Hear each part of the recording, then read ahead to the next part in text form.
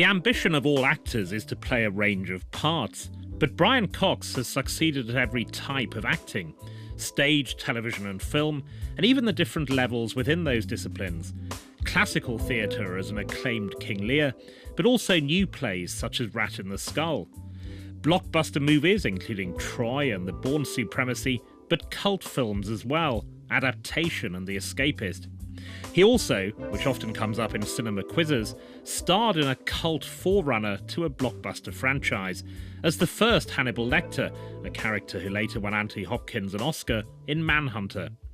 His impressive television credits include Nuremberg and most recently On Expenses, a drama about the 2009 parliamentary expenses scandal in which he plays former House of Commons Speaker Michael Martin. There are many well-documented cases of actors who have difficulty dividing between their life and the role. They can't switch off. Have you ever suffered from that? No, never. I don't believe in it.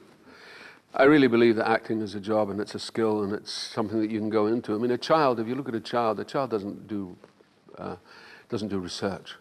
You know, if you watch a child become a train, it goes, woo, it does it. And then it'll do something else. And it goes very quickly. It goes from one to the other so quickly. And I recently did a video with on YouTube with this little boy, which we happened to be in. It was Christmas, and I was visiting these friends of mine who live up in Scotland, and we were sitting down after lunch, and I noticed that Theo had this wonderful sense of language. He had this way of talking, and I was just fascinated by it. So I kind of took it upon myself in a kind of in a Suzuki type way. I thought, I'd really like to see how he deals with Shakespeare. And it's astonishing how a child kind of mimics expression. And you go, well, if a child do it, I mean, you know, Daniel Day-Lewis, you must be able to do it too. You know. So, to be or not to be, that is the question. Yeah, it is. That is the question. Yeah. Can you say that is the question? That is the question. That's right. So you go to be. To be. Or not to be. Or not to be. That is the question. That is the question. Yes. Oh, I like that. That's good. That's good. It's interesting you mentioned Daniel Day-Lewis because he has just walked out of a production of Hamlet at the National Theatre because I think it's well testified that he saw his father's ghost in the wings. But you're suspicious of all that, are you? Well, no. I mean, it's horses for courses, and whatever gets you through the night, you know. It's very easy to be, and I was being facetious about Dan. I'm actually very fond of Dan, and I think he's an extraordinary actor, a wonderful actor.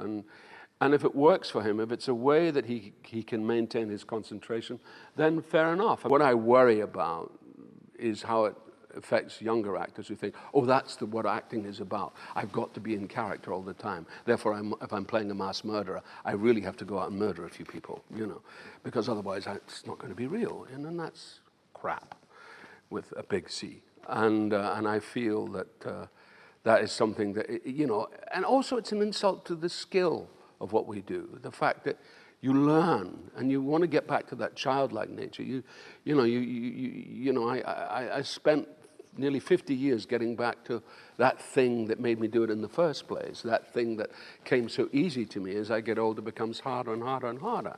You know, to have that ease, and also with the information, the sophistication, everything else going with it. Clearly, in theatrical performance, it does vary from night to night. And there's one performance of King Lear where you get frightened. You think you're going to die because it's got so intense. I was going through a particularly bad time, domestically, personally. I was going through a very bad time.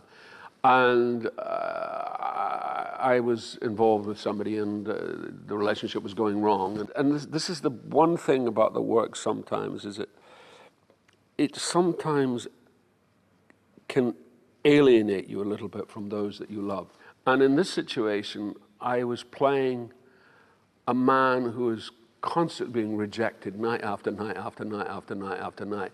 And in my life, I was being rejected because I was breaking up with this young woman. And I was finding it really hard in the end. And I literally came off, and it was in Japan. I remember I came off, and David Bradley, wonderful David Bradley. He was playing Fool. He was playing the Fool, was my understudy. And I came off and I said, you do it. Yeah, tomorrow night, you do it. I've had it. I've just had it. I don't want to do it anymore. But there's also something in Lear. And Lear has such deep, dark introspection about him that it's a difficult part to play. And it's a part that does cost. You know, you have to be very, very disciplined when you play Lear. I remember Tony Hopkins. I met Tony Hopkins, and he was having a difficult time, I remember, in a production that was directed by David Hare. And I think David was being particularly effete in his directing, you know. And Tony is such an emotional, such a wonderful, visceral actor. And he was really finding it. And apparently Michael Gambon said, oh, it's very simple, just stand in the middle of the stage and shake. And Tony said, but I don't think that's quite right somehow. You're sorted out again domestically now, but obviously relationships are hard for anyone. I've always wondered, is it particularly hard for actors because you're away a lot, you're pretending to be in love with people on stage and film? I think it's hard because of the nature of the commitment. I think there's always the suspicion that people are more committed to the work than they are to the individual. But actually, it's not the case. And you have to somehow retune that time and again. In all relationships, you've got to keep working. I mean, you know, we live in an age where we're so dissatisfied with ourselves and all around us that, you know, divorce rates have got higher and higher. I believe in marriage. I'm one of these people who I'm very old-fashioned in that way. I actually believe in that. And I believe in honor, and I believe in honoring people, and I believe in going the distance with people, because if you don't go the distance, you know, what's the point? You know, that's what commitment is about. And out of that comes great joy and children and a life. And it's tough. But the theater is like, or the cinema, this business, you know, theater, cinema, whatever. It is a bit like a fickle mistress, you know, and you've got to keep it in check. You've got to know. You know, I mean, I used to, when I was younger, I used to confuse being liked as a performer and liked as an individual. And they're two entirely different things, you know. And I used to think, oh, they don't like me. Oh, that means they don't like me as a person. Or, oh, they like me as a person. They must like my acting. Or, you know, you get them confused. And you've got to keep a wary eye on all of that, you know.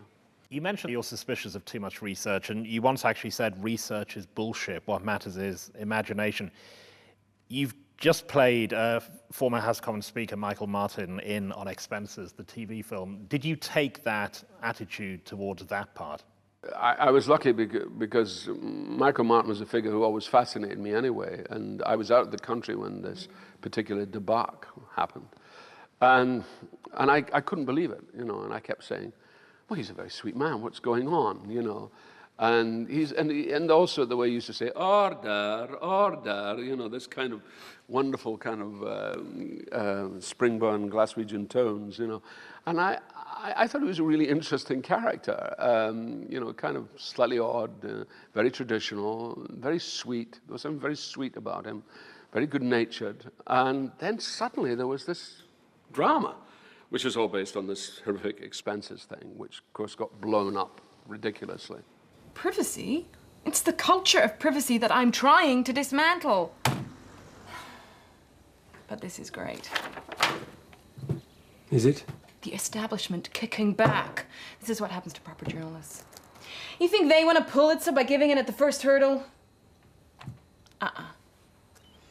And now she's appealed the decision to the Information Commission. Who? So this freedom of information stuff, it actually applies to us as well. Look, calm down. After some thought on the matter, I've decided that the best course of action is to certify categorically under Section 34 of the Act. This means no disclosure.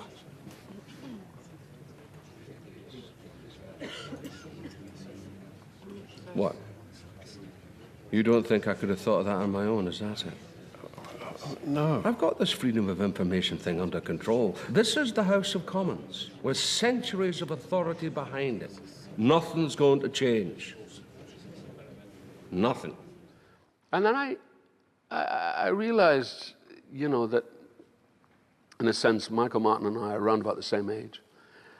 We come from a similar part. We're both Catholics. I'm a lapsed Catholic. He's still a practicing one. We're both, you know, fairly working class. Me from the east coast of Scotland, him from the west coast of Scotland.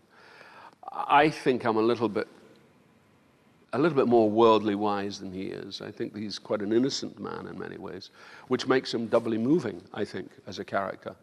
And certainly as a character to play, I felt very empathetic towards him. And that the whole thing of living, the kind of problems of living in these islands, all come to the surface. The value system, the feudal system, people in their place, don't get beyond your place, remember who you are. And the way these horrific characters in the Commons kind of went for him. And so I felt that he was a bit like a patsy, really, you know. And I think he also made mistakes, but then it was a particularly horrific Pandora's box that opened up. And I don't think you had to be an extraordinary man to put it back. And his problem was that he behaved like an old trade unionist rather than like a statesman, I think. Did you ask to meet him?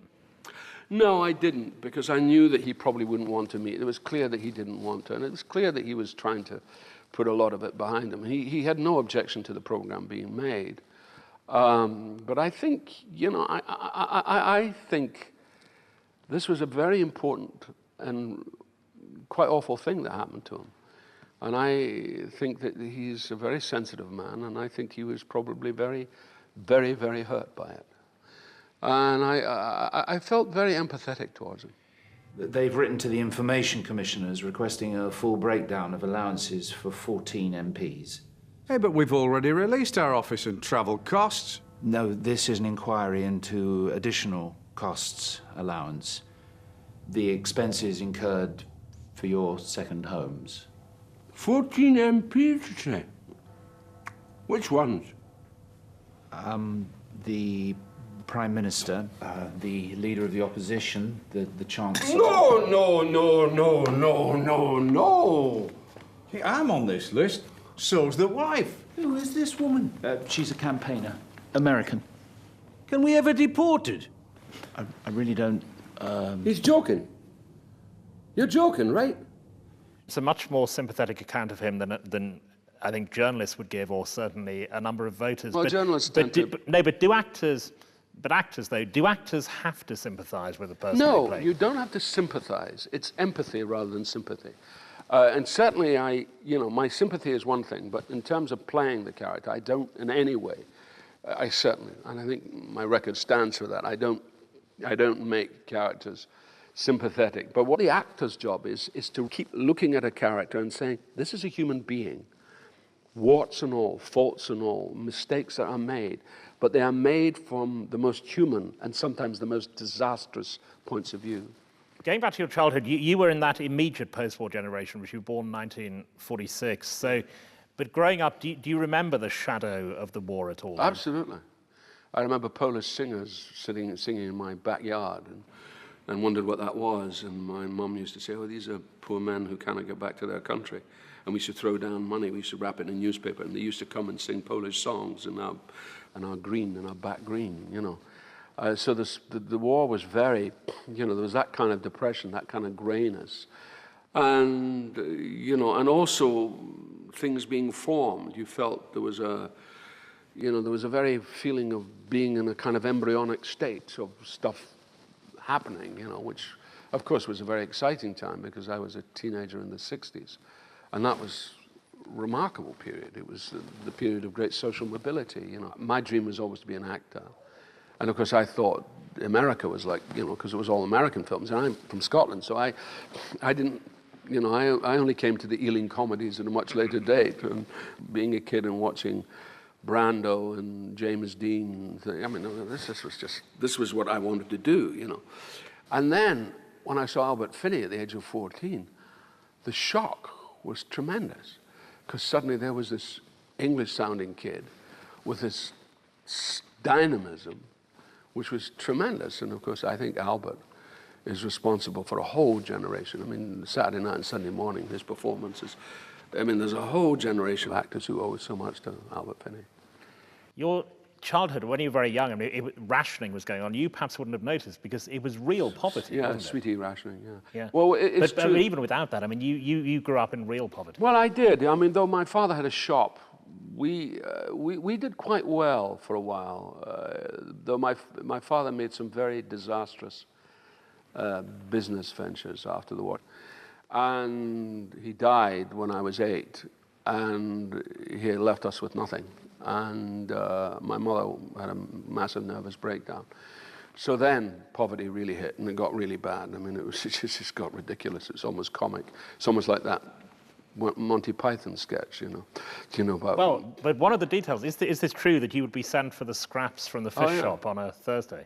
Yeah, Thursday night before my mother, she usually, it didn't happen. It happened maybe, probably, of course it's in my memory, but it probably maybe happened 4 times, you know, which wasn't actually a lot in a year. But I remember my mother got a pension on a Friday, and we no money, and so I'd go across and we would get batter bits, which were bits at the back of the pan, and they were very good, the Carinos who ran the fish and chip shop opposite us, and they would give us the batter bits in a bag, and that would be our dinner on Thursday night. And so your dad got fleeced by other people, did he? Yeah, he was very generous. I mean, my mother's great cry was that, you know, my mother was very bitter about it. There was a great deal of, you know, they were very sweet people, but they were kind of innocent in a way. My father particularly was a lovely man, a great pillar of the community, but he would give everything. I mean, he literally would give the clothes off his own back, and of course people took advantage of that, and to his detriment. And he did get fleeced. He lost everything really, and it was tragic. And that killed him really. It sort of brought on. He died. I mean, I was 8, and he was 51 when he died. He was just a beautiful man. And it's clearly, at any age, a shaping moment when someone's father died. But to be that young, you presumably you're still marked by that. Oh, yeah.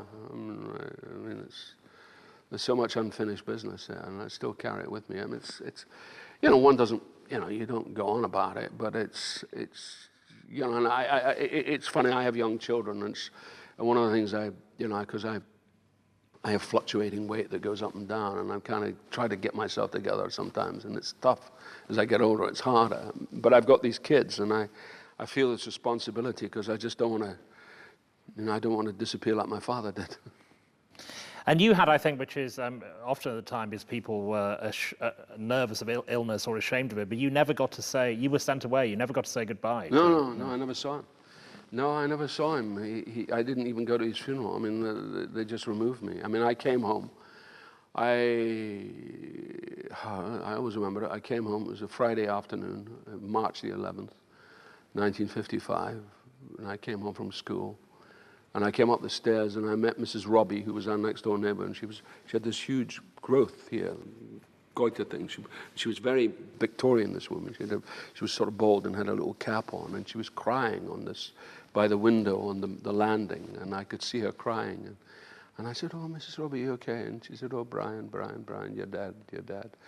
And I went, "What?" And then I went up the stairs, and I remember walking into the house, into the flat where we lived, the tenement, and coming into the living room, and there was a table laid out, because they always somehow, people always had tea and cakes and stuff at the most strange moments. And my mother was sitting on the armchair, I could just see her above the table. I could just see the top of her head, and she was just weeping copiously. And my sisters were there, and it was, yeah. And then I was taken away, and I was put in front of a television with a cousin, you know, to sort of take away the pain, really. There's a certain school of acting teaching, which I've seen done, where they tell actors to draw on things in their past. Strasbourg does that. Yeah. It's emotional memory. Do you believe, have you ever done that? You know, I don't really have to do that because it's there. You know, I mean, it's not something I've got to draw on. It's there. I mean, of course, you know, you can do it, right? But the most important thing about acting is the power of the imagination. It's the pretend, the nature of pretend. And there's more infinite possibilities in pretending than there is in your own emotional life. Because your own emotional life is your emotional life. It's not the other person's emotional life. And the thing about pretending is you've got to understand other people's journeys. You know, you can't play your journey endlessly. That's boring, you know. It's boring to kind of replay your stuff. I mean, your stuff is your stuff, and it helps you and enriches you. But the thing about humanity is there's so much. It's so rich, you know, and it's so, you know, my brother's I mean, I always remember, my sisters told me, and I thought, oh, God, what a great thing for a moment. My brother's reaction when he was told that my father had died was he ate an orange. And he just started to peel this orange and cram it into his mouth. And that was his reaction to a kind of tragic event. And I just thought, wow, that's, you know, and I didn't know that until a few years ago, you know, I mean, many, many years after that had happened. And then it was so indicative of the kind of personality my brother was, about how he dealt with things, you know. So that's a character trait. But were you ever tempted to use that? Oh yeah, I would have. I haven't used it yet, but I would possibly use it. But you do, you know, you do that. It's still mysterious, though, as what it was that made you, from an unlikely background, so determined to be an actor. I mean, from your teens. It goes right back to, you know, that's why I don't know, it's something in the DNA. I don't know what it was. And also, it was something that you did in those days. You did what they called a turn. At New Year, you were always asked to sing a song. At Christmas, you were always asked to do a turn, and this is what one did. And so I just remember my dad putting me on the bunker. We had a little bunker, which was my first stage, I suppose, in the window access. And it was a coal bunker where we kept the coal, and it was in the window, and there was curtains, and I would go up there, and I'd do Jolson impersonations. And I would come out and I'd do Mammy, and my dad, and I was 3, you know, and they encouraged it, you know, they loved it, you know, that's the thing about that environment. They love performing, you know, they encouraged it. And so I just thought the kind of level of happiness that you got from it. And I think that must have affected me in some way. And I thought, this is what I want to do. I love it. You know, when I was a kid at school, I was always accused of seeking the limelight, you know, oh, Cox, you always have to be the center of attention and stuff like that, you know. And maybe I was, but that's what it was. And so it manifests itself into something which is creative. But it's deeper than that. Yeah. Looking back, one of the key decisions you made in your life was to go in. You walked past a theatre, and you went in when you were 14. But obviously the crucial question is, what made you do that? Well, I went in. I mean, I didn't know anything about, as it were, theatres. The theatre was like alien to me. I didn't know. The theatre was something that seemed to be middle class. But I remember walking past it, and I'd never been there. And I walked in, and I just wandered up into the theatre, and it was empty, and I thought, wow, this is amazing. And then, by sheer coincidence, we started to go see plays at 4 o'clock. And the guy who was the teacher, a guy called Bill Dew, and you see, this is where fate really does play a part in your life. He said to me, this kid called Frank McDermott, he said, Frank McDermott works at the Rep. And I said, oh, and he's leaving. Oh, he said, and I think his job's going to be available. So he's got you an interview. So, you know, like Blanche Dubois, you depend on the kindness of strangers. And so he got me this interview. And this was an audition to act there? It was just a job. I mean, the job was, what I did was, my acting there, they just called upon me to play small parts. And, you know, I had a voice, and, I mean, I had an accent. I mean, my accent was, I had a real Dundonian accent, which you could cut with a knife. How would you have sounded then? Oh, I tell you, Ken. Brian, that's me, Cox, that's what I spoke like, Ken. So I was wanting to be an actor, so I went up there to try to get a job at the theatre, and I did, Ken, and I went to that guy and I said, well, you know, I want to come and work, because I'd like to go to drama school eventually, Ken. That's what I sounded like. So what happened was that, I used to go to the bank. My job was to take the money to the bank in the morning. It was funny because I could have easily run off. And, you know, I mean, if I had come from a slightly different side of the tracks, the first morning I would have been on the first train south with the tickets for the night before. And then at night, I would go and mop the stage. So what made you think about acting then? Well, no, this was the route, yeah, right. You know. I mean, I had no other route. Right. And when you took the job at the theatre and then you went to LAMDA, the drama school after that, the reaction of your family, and were they supportive, your sisters? Yeah, my mother was, you know. My sisters were they were off having their own kids and stuff, so they were busy, you know. But they were they were very supportive. When I did my therapy in the mid-'80s, I mean, I realized, and this was, I mean, I take this wrong, but I realized how loved I was by my sisters. These women had really taken care of me and had looked out for me and made sure I was all right. But your mother, she was up for it as well. Yeah, my mother was up for it. My mother became very eccentric. The interesting thing is that she had electric shock treatment, so most of her memory was destroyed, but she then developed this wonderful eccentricity. When I first appeared on television, my mother got a book together to send to the BBC. She got the neighbours to write on it saying, "We have to see more of Brian Cox on television." She said, I want to see you. The neighbours, they all want to see you on TV. They want to see you. And I said, "Yeah, Mom, it doesn't quite work like that." Was that the Wednesday play, the first one? Yeah, that's right. A Night in Tarn. A Night in Tarn, written by Alan Sharp. Yeah. Uh-huh. Yeah. What did you play in that? I played Nelson Gallagher. I played a brute. "What you did to that poor wee laddie?" That's what my mother said to me. She said, "But I've never seen you behave like that." I said, "It's acting, Mom. It's called acting." Birmingham Rep, As You Like It, was beginning really of the stage career, but also that was the beginning of the idea that people could speak Shakespeare with all kinds of accents. Well, there wasn't. It was a fantastic, fantastic time. I've always been lucky in the people that I've met. You know, I suppose I've always had a kind of mentor thing. You know, losing my father at the age I did, I was always looking for people, you know, male figures who could facilitate and you know, teach. Peter Hughes came to the Lyceum, which was my first job after leaving drama school, and said, "I'm going to Birmingham. I want you to come.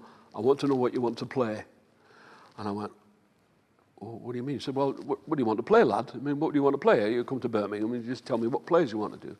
And I went, "Oh, I don't know." He said, "Well, you think about it. What plays do you want to do?"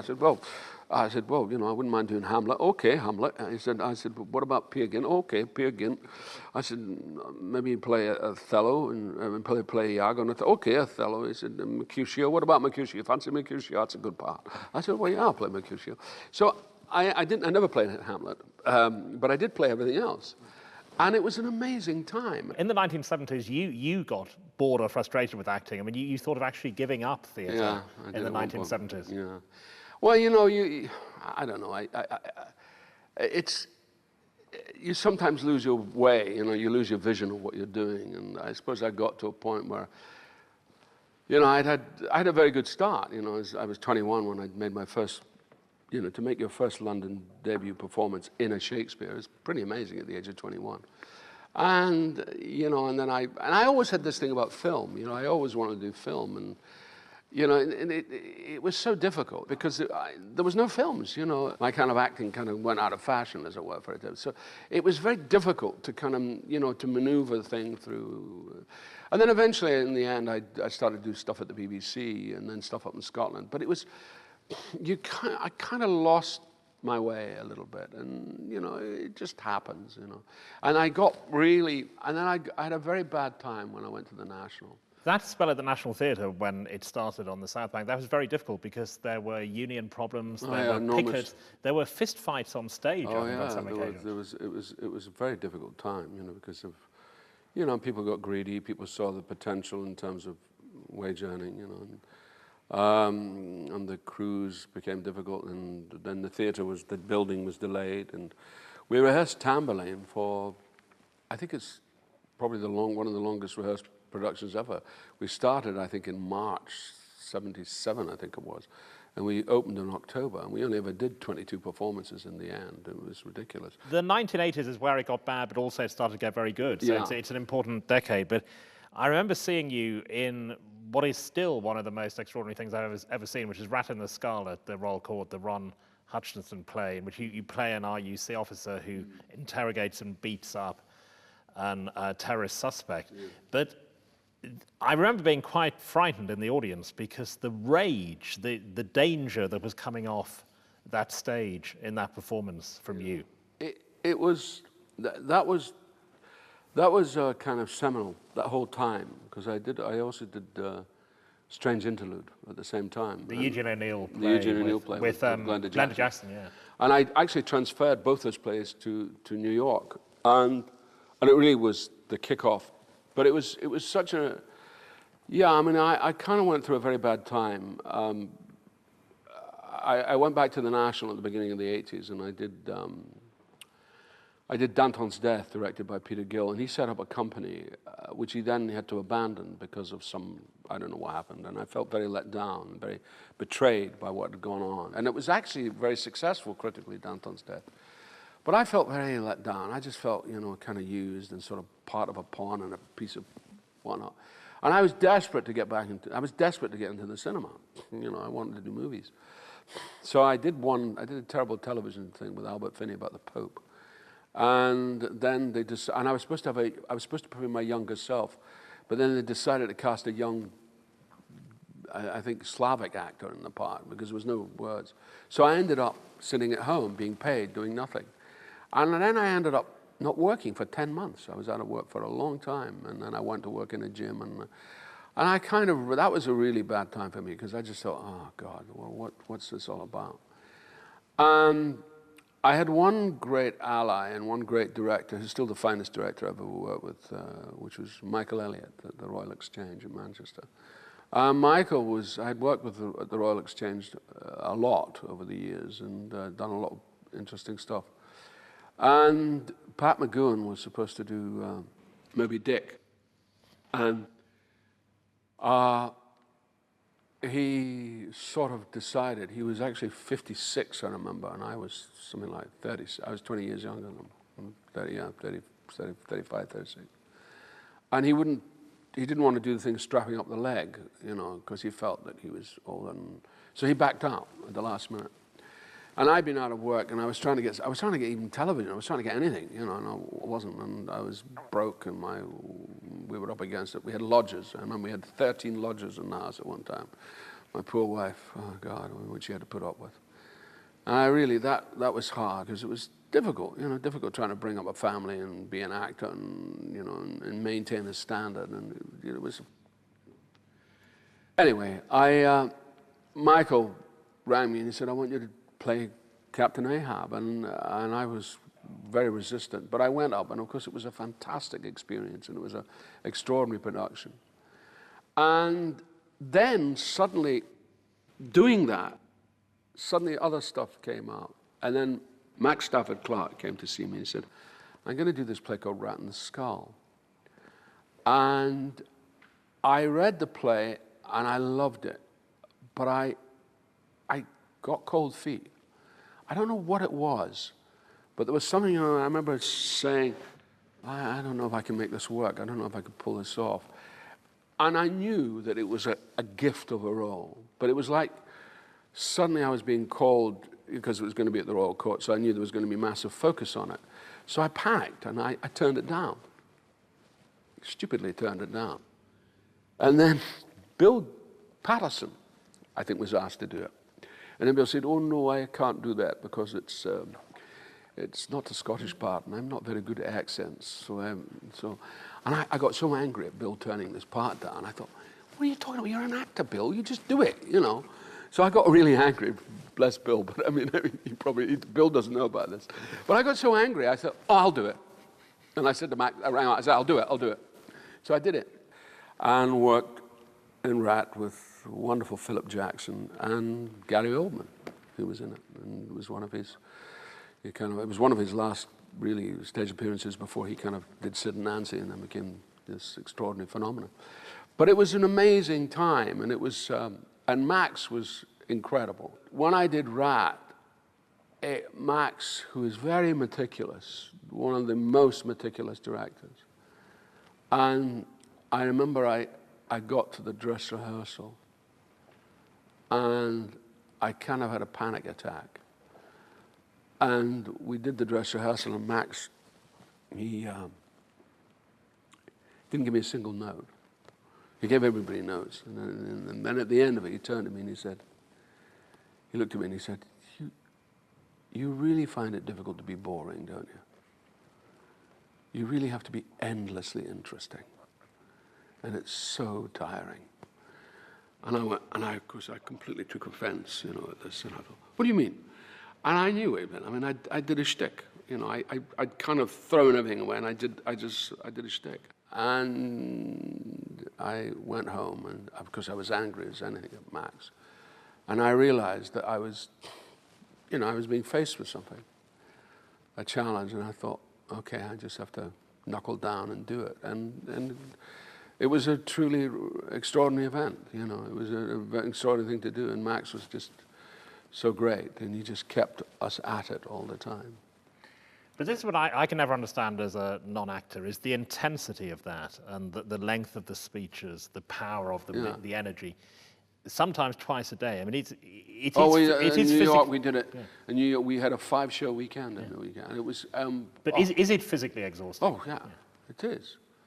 I mean, doing that was like, it was, and especially the kind of, Nelson's intensity, and his dealing with this boy who he is both contemptuous of and at the same time has this incredible empathy and sympathy towards, and sees this, as he says it, clang on the head for clang on the head and breaking the cycle of something. And Ron's writing was, truly a wonderful writer. Wonderful writer. It's a wonderful play. Wonderful play. Round about 1986 is the low point, and then the high point begins. Yeah. But you say in the book, in the summer of 1986, I was homeless, separated, and facing my 40th birthday alone. So that was the absolute low point. Yeah, well, I was. I was living with a friend of mine called Nigel Terry. It was Walter Matthau and the Odd Couple, and Jack Lemmon, and we were living in this environment together. It was a very strange time, and I'd had a great time on Broadway. But the stress had put an enormous strain on my marriage, and my marriage came to an end. And I had my son actually was doing a film called Young Sherlock Holmes at the time, playing Dr. Watson. And he was going through it too, poor boy, and he was coming up to his A-levels. And of course I was, because he always says, you were hopeless during that time for me, absolutely hopeless. And he was right, I was hopeless. And because I was going through my own crisis. And then, I came home, and my daughter was very young, and it was just a very, very difficult time. And finally I separated, and I went to live with Nigel in this kind of strange situation. And I realized that, I was going to be going through a divorce, and I realized that I couldn't, because I did Manhunter. I had done Manhunter. And I had, on the strength of, actually what was interesting is that a wonderful casting director called Bonnie Timmerman came to see me in Rat in the Skull. And she called me into her office to go on tape for Michael Mann. And she said to me, would you mind if you turned your back to the camera? I said, what? She said, I don't want to see you. Would you mind? I said, well, this is a funny film interview where you don't want to see me. I said, well, okay. So we did this reading. And I said, well, why do you want me to do that? She said, well, where I was sitting. She said, I sat in a seat. This was at the Public Theater in New York. She said, I couldn't see you for 20 minutes, but I could hear you. And it was pretty scary what I could hear. So I really want, and actually there's a bit of it, I use a bit in the actual film, because my first, unlike Tony Hopkins who's standing there, my first thing is I'm completely turned away from the camera. That's the same atrocious aftershave you wore in court 3 years ago. Yeah, I keep getting it for Christmas. Did you get my card? I got it, thank you. And how is Officer Stewart? The one who was first to see my basement. Stuart's fine. Emotional problems, I hear. Do you have any problems, Will? No. No. Of course you don't. I did that film, and then I came back, and there was nothing. I mean, and there was my marriage was over. I had no work and nothing, and you know, and I didn't know what I was going to be doing. My theatre career, it sort of evaporated, and I didn't know, and I thought, oh God. And then I knew that I mean, I was on the point of moving to America at that point. I was on the point of trying to pursue a film career here, and I realized I couldn't because I couldn't leave my kids, I couldn't leave my home. So I went into the Barbican. And the RSC is a company I'd always avoided. I never ever wanted to go there because I wasn't particularly fond of the work that they did there in the 70s and 80s. I didn't really like it. So I went there, and Terry Hands was very sweet to me and very nice. And Terry said, why don't you go up to Stratford? And I thought, well, why not? I mean, there's nothing else. I've got, you know, and I was beginning to feel my theatrical muscle. And I really, you know, I mean, even though I'd played all those classical roles when I was younger, I really felt it was time to stretch myself. So then I went up to Stratford. Manhunter, which made you a trick quiz question, who was the first actor to play Hannibal Lecter, yeah. which it seems an odd experience because it's a very, very good film. Everyone who's seen it thinks that, and yet there is the shadow of all these other ones. Yeah. How difficult was that psychologically when Hopkins started playing it? Not difficult at all. It never ever affected me. I don't have those kind of feelings. You know, I don't feel proprietorial about things. I mean, you know, I mean, when he was standing there with his Oscar, you must have thought, well, that could have been me. Yeah, well, you know, I mean, you know, I had an incident years and years ago. It's funny. It goes right back to Michael Gambon. This is a true story. This is in 1968, and we were sharing this dressing room. Michael had an argument with another actor, and he said, "Can I come into your dressing because we're not getting on?" I said, "Sure." So he put his name in my thing. And I was all set to do a TV series, and I had, you know, I just got married, and I was thinking, oh, this would be great. And it was a series called The Borderers. It was about a Scottish, it was a sort of western of the Scottish borders, the Marches and the kind of the Douglases and these feuding families. And it was a really good show. It was a very good script. And it was being produced by a man called Peter Graham Scott. And so I remember I was doing Romeo and Juliet, and I was doing Othello. So all these people were coming up to see me. Peter Graham Scott, and there was Simon Langton was there, and James Gatwood was there. And Simon Langton tells the story from the other end. So after the show, they were all going to come round to my dressing room. So at the end of the show, there's a knock on the door, and it's these people. And the door opens, and there was a tiny dressing room. And the door opens in such a way that I can't be seen. Only Gambon can be seen. So the producers say to Gambon, we thought that was fantastic. We're doing a show called The Borderers, and we feel you'd be absolutely right for the leading role of Gavin Kerr. And Gambon was literally poleaxed by this. I mean, I remember his makeup dripping down. And of course, I was pretty poleaxed too, sitting behind the door, hidden away. And I thought, I can't believe this. It was like, and everything went in kind of slow-mo. And actually, Simon Langton told me years later that he had no idea this was going to happen. The other people were poleaxed, and that Peter Graham Scott just took it upon as a whim to say, I want you to play the part. And then this was embarrassing. Not only was it embarrassing, because I'd actually managed to get Gambon, my agent, my then agent, and said, I think you really should take Michael Gambon on, because he's a wonderful actor, and you should really take him on. And he did. And I remember Mike, you know, I sort of justified. I said, oh, Mike's, you know, he's got a young kid, he's got, you know, he needs a break. And I kind of let it go. And once I'd let that go, nothing else affected me after that. You know, I just, somehow or other, I kind of exercised something during that time, you know, and I never felt that kind of jealousy again. So you've never at any point imagined if you'd done all three and won the Oscar? Well, you know, it would be nice to win an Oscar. I wouldn't necessarily want to win an Oscar for Hannibal Lecter, quite honestly.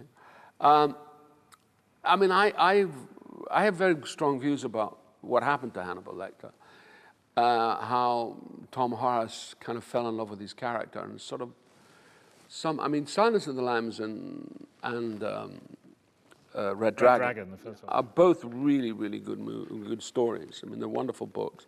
I think Hannibal is a bit risible and a bit ridiculous. And I think that Hannibal lost his mystery. In Manhunter and in Red Dragon, Hannibal Lecter is very mysterious. You don't really know. So it's a wonderful role to play because it's kind of, there's a strong mysterious element to him. By The Silence of the Lambs, he's a little less mysterious, but he's still pretty mysterious.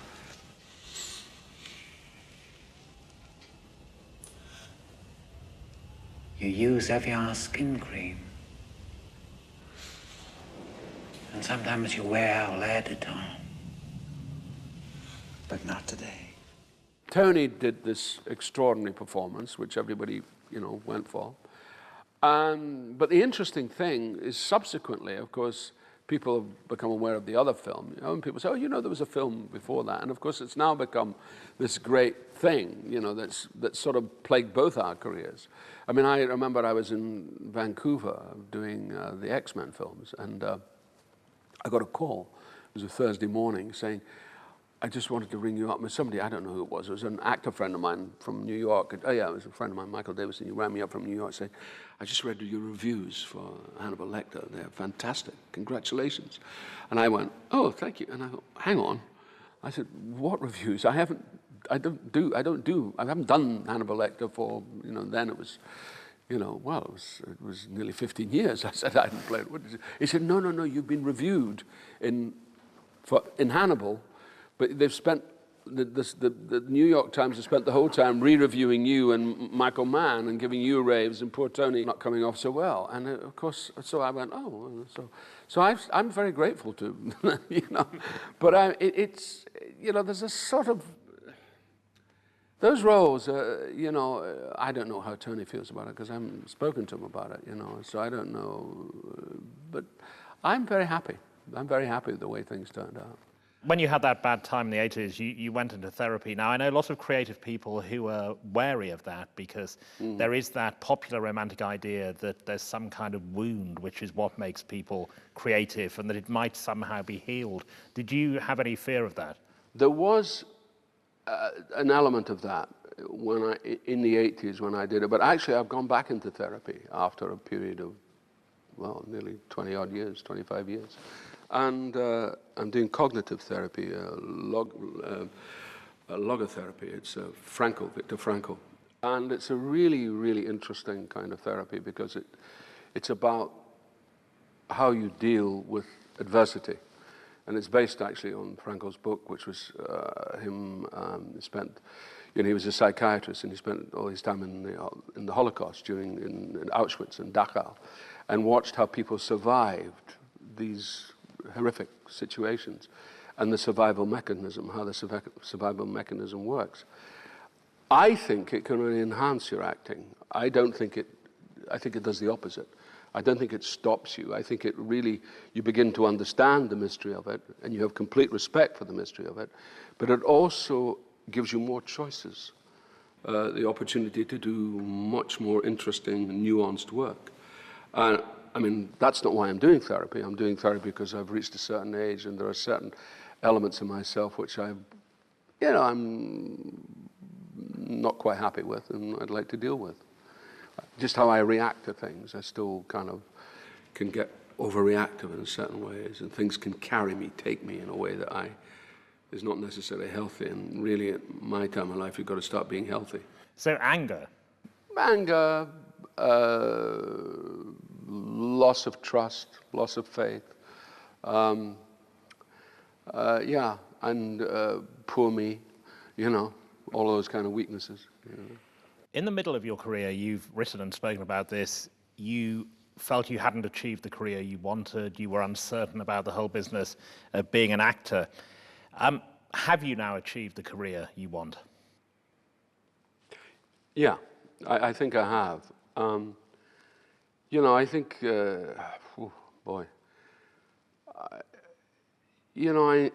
love what I do, and I think that was really what was the problem in the past. I didn't quite love what I did. I did it for sort of the wrong reasons sometimes. I think it was Fulton Mackay that said to me, because I was quite ambitious And, you know, the great quote of the Scots play, vaulting ambition which o'erleaps itself. And I felt that I was, and Fulton said to me, he said, Brian, just be a good actor.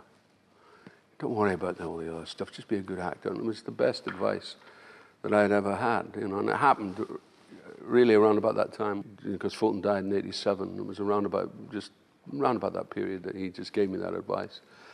And it's meant a lot to me, because I now enjoy the work. I just love what I do, and I love the variety. I love the fact that I'm in Calcutta one minute, I'm in Toronto the next, I'm going to be in Belgrade quite soon.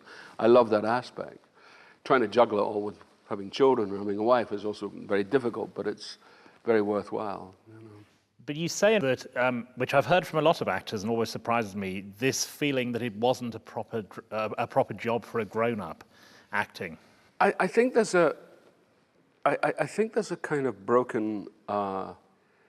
There's a sort of thing that's broken in terms of the true tradition of being an actor, the sacred nature of what we do, without being too kind of pie in the sky about it or too kind of precious.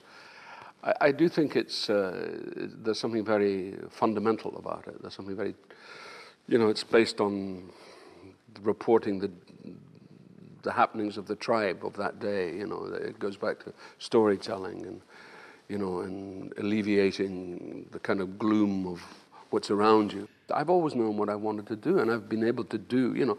How many people in this life know what they want to do and get to do what they want to do? And I'm very blessed that I do get to do it. Because when I went to do movies, I decided that I was going to be a character actor.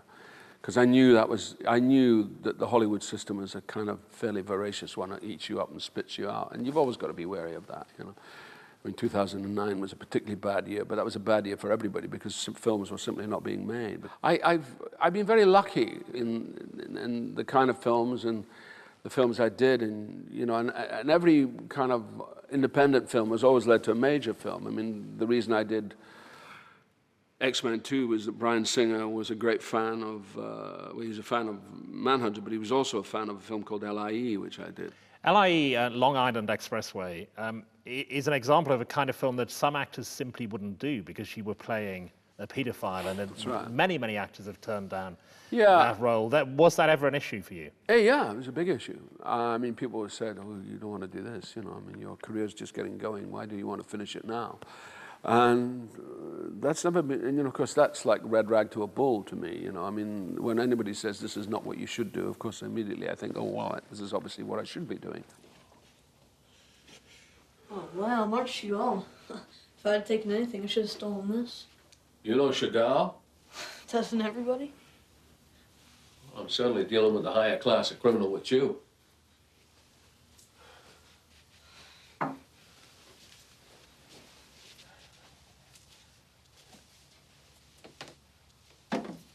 How old are you, Howard? I'm 16. Oh? When are you 16? July 8th.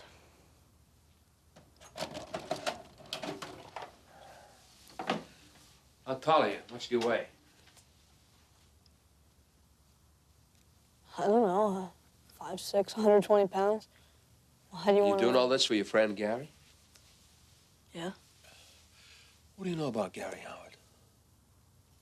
He's a good friend and a cool guy. That's all I need to know. What do you know about me? Nothing. Do you want to know something about me? No offense, but not really. What do you got that's worth $1,000? What?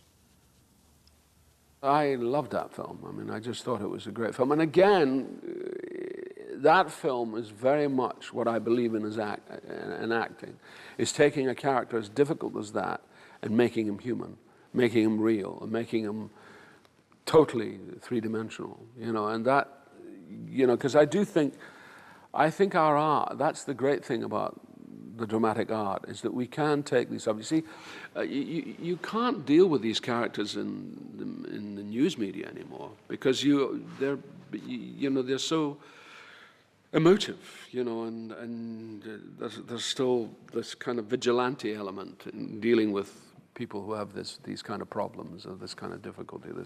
You know, we're so unforgiving and puritanical about it. But in the dramatic form, we can actually look at it and examine it and see that they're human beings, they're people, you know. But this is what is strange about acting to people who don't do it, that when you're playing a paedophile, you only judge him in as much as he judges himself. Exactly. But that's true of life. That's what you do. That's the Shakespeare adage. Present the mirror up to nature, show form its own, you know, faculty. It's what you do. And I don't think you do anything else. I think that's the job. That's the principle of the job. And so the more complicated, the more difficult. I mean, there was a time, I remember I went through a time when I remember it was my crisis time when I was, you know, when people said, you should play Macbeth. And I said, oh, I don't want to play, you know, I got a time when I didn't want to play people who were unpleasant. I thought, I don't want to do that. But then I realized there was a privilege in it. There was an enormous sort of kind of privilege of being asked to play these roles, which are the sort of bottom scale of humanity, you know, that they have a voice in some way, that they have a creative voice. And hopefully, you know, you're never going to change anybody's opinion, but hopefully you can actually, I mean, my greatest sense of triumph about LIE was when Jack Valenti, the ratings people, showed it to the ladies from Orange County who came to see the film, and we couldn't get the rating we wanted.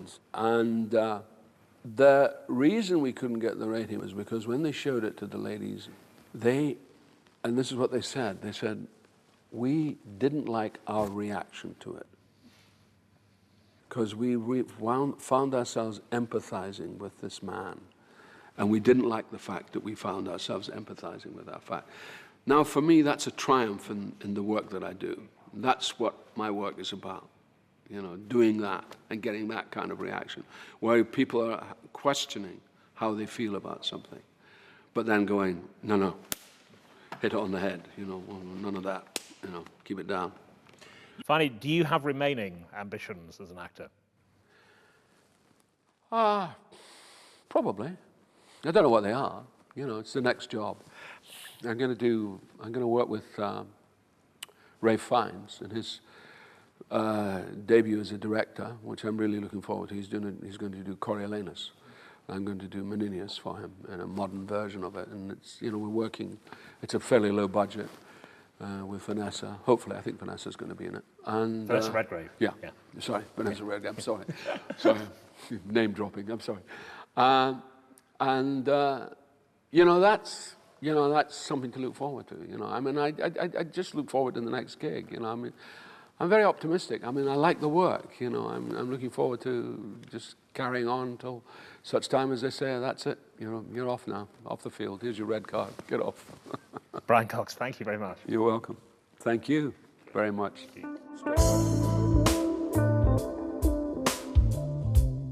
Famous names shine on like stars that they are. Choose another icon's story in profile on iPlayer now.